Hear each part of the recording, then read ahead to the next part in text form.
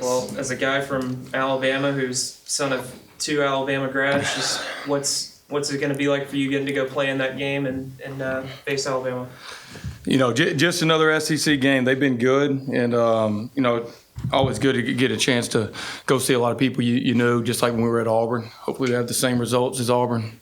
That's what you're after, is just to play well and let it fall where it may. I've seen a lot of games in there.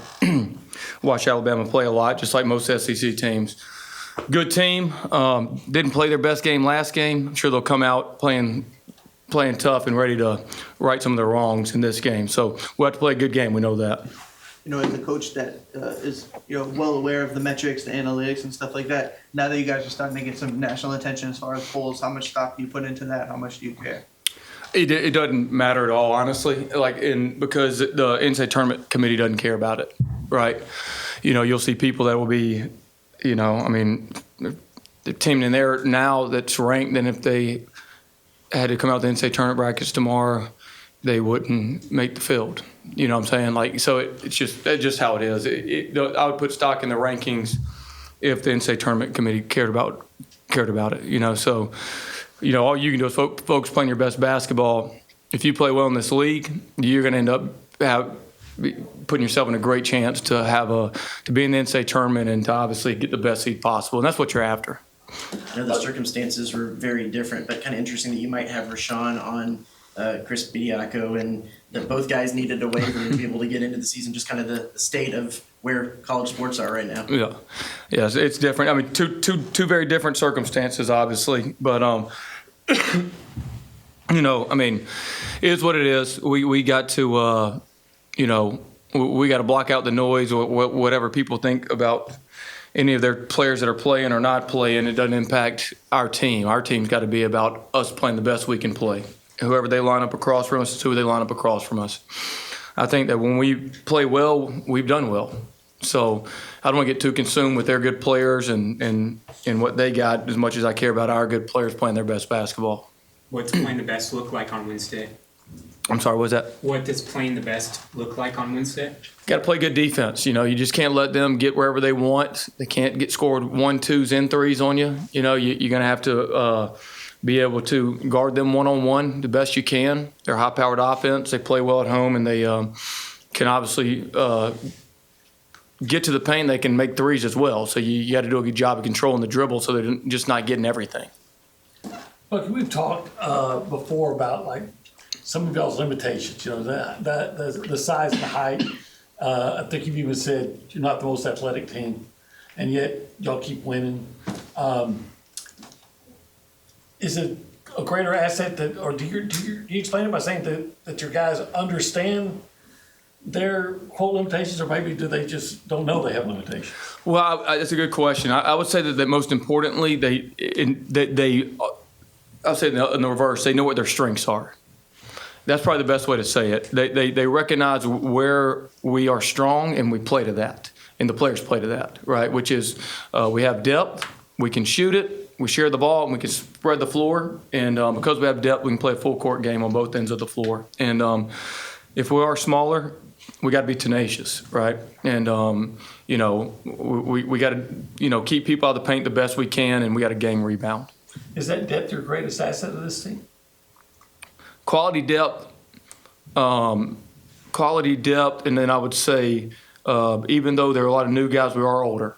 So, they have seen things, they're mature, and then when you can space the floor, we lead the SEC in three-point percentage in SEC play, which is obviously a game changer because it spreads the floor. So if you're small and can't shoot, you're in real trouble. Was there a point in the season when the team kind of had to learn that with the pace that y'all play, that some kinds of leads weren't necessarily as safe as they normally would be? And is that something that they brought into that Georgia game and were able to withstand them coming back in that? Yeah, I think that, the longer you're in something, you realize that we play more like an NBA team in high-volume threes, and so the variance is really high. And then we're obviously a pressure team, so the variance is high. Most importantly, I think you learned that you got to be able to be in such great shape to play hard for 40 minutes the way that we play. And I don't think that we were in the shape that you only can really get to playing multiple games after games, that you can play for 40 minutes at that level of intensity. And so, irrespective of anything, I think that you're not seeing us weaken late in these games. We're getting stronger late in these games now.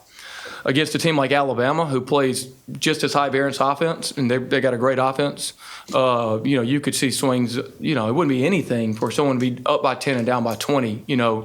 That wouldn't be anything in this game.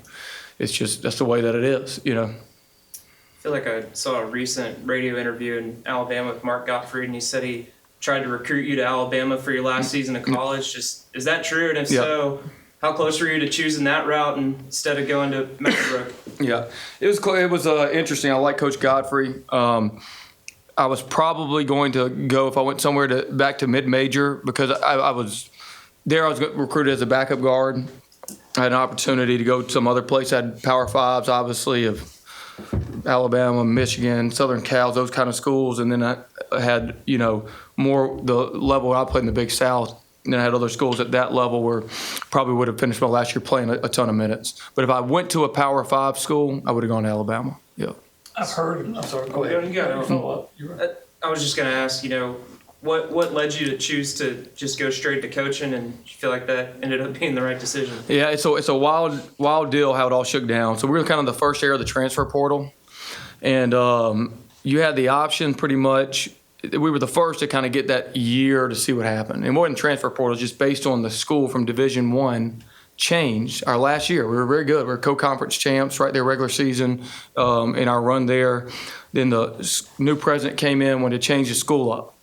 And so because of that, we got a free transfer if we wanted to take it. Nobody was doing that back then. So it wasn't like now where you go into a scenario where you got, like this year, 12 of the transfers. You're the one guy. And so the decision was, do I want to go do that or want to go play pro ball? I wouldn't be a high-level guy, but, go play pro ball somewhere overseas somewhere or go get into coaching. And so I had one more year left, and it was a tough decision. And my mindset kind of was I can always say I want one more year. If I went and played pro ball in Iceland, I could say, all right, let's go play one more year over here, then one more year over here, then one more. I'd come back here. I'm 37 years old. And so I was like, this could be my chance right now to get into coaching. And then I got into coaching and everything led to here. So it's just funny how life works, isn't it? Bucky, I hear, and I've read people say since we found out you were being hired here, that Bucky McMillan is a basketball savant. When you hear that, do you react saying, well, damn right I am? Or, what's your reaction when you hear things like that? When we're winning, great. When we're losing, I've heard basketball idiot too. So, it's just kind of how you're doing, right? When you're hot, you're hot. When you're cold, you're cold. I think that probably comes from a little bit that my career as a coach until Texas A&M was always in Alabama. So as a player, it was always in Alabama. I grew up there. Went to school in Alabama. Coached high school in Alabama.